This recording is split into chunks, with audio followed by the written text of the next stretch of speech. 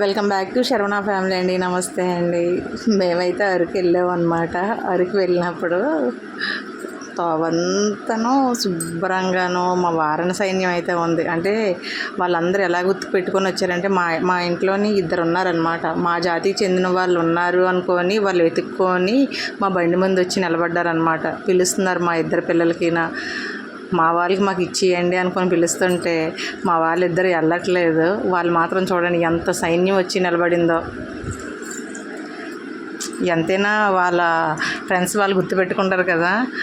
మా ఇద్దరు ఫ్రెండ్స్ ఉండిపోయారు లోపల, ఇచ్చేయండి అనుకొని చూపిస్తున్నారు. కాకపోతే వీళ్ళు దిగడానికి ఇష్టపడట్లేదు. లేదమ్మా మీరు ఈ జాతికి చెందిన వాళ్ళేనమ్మా, మీరు వెళ్ళిపోండి, మీకు మేము చాలా బంధించి పెంచుతున్నట్లుగా ఉంది, చూడు మీ ఫ్రెండ్స్ అందరూ ఉన్నారు అనుకొని మా పిల్లలిద్దరికి చెప్తున్నాను అనమాట. చెప్తే వాళ్ళు అంటున్నారు, లేదు లేదమ్మా మేము మీతోనే ఉంటామమ్మా అంటున్నారు. లేకపోతే చెప్పండి ఇంకో నలుగురికి బండిలో వేసుకొని వెళ్ళిపోదాం అనుకొని నేను అన్నాను. లేదంట. చూడండి తోవంతా వెంట పెడుతూనే ఉన్నాయి అవి. మా వాళ్ళకి దిగమంటే దిగరు. కానీ గొప్ప సరదాగా అనిపించింది మాకు మాత్రం. కొన్ని అయితే అక్కడ బండి ఆగగానే ఎంత ధైర్యం మీద నిలబడి అన్నీ పిలుస్తుందో వాళ్ళిద్దరికీ. కనీసం వీళ్ళిద్దరూ అయ్యో నాకు తెలిసిన వాళ్ళు అనుకొని ఒక్కళ్ళు కూడా ఆ ఫీలింగ్ రాలేదు. కానీ వాళ్ళు ఎంత విశ్వాసంతో మా వాళ్ళు అని వాళ్ళిద్దరికి చూసుకొని ఎంత చక్కగా పిలుస్తున్నారో. మా ఇద్దరు పిల్లలు మాత్రం ఇంకా లేదు మేము వెళ్ళము అన్నట్లుగా ఉండిపోయారు. కానీ వాళ్ళ ఫ్రెండ్స్ మాత్రం చాలా చక్కగా ఉన్నారు.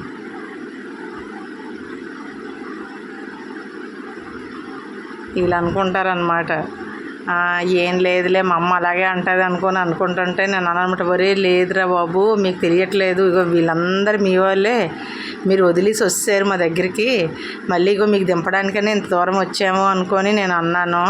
అయినా సరే పట్టించుకోవట్లేదు అనమాట. అలా నెమ్మదిగాను జరిగిపోతుంది. కానీ ఈ మా కోతులు మాత్రం వినట్లేదు. ఆ కోతులు నయమండి బాబు, వింటది ఏ మాటైనా. మా కోతులు ఏ మాట వినదు చక్కగాను. చూడండి రోడ్డు కూడా ఆపేస్తుంది అనమాట. అయినా ఎక్కడ చెప్తాం వింటారు.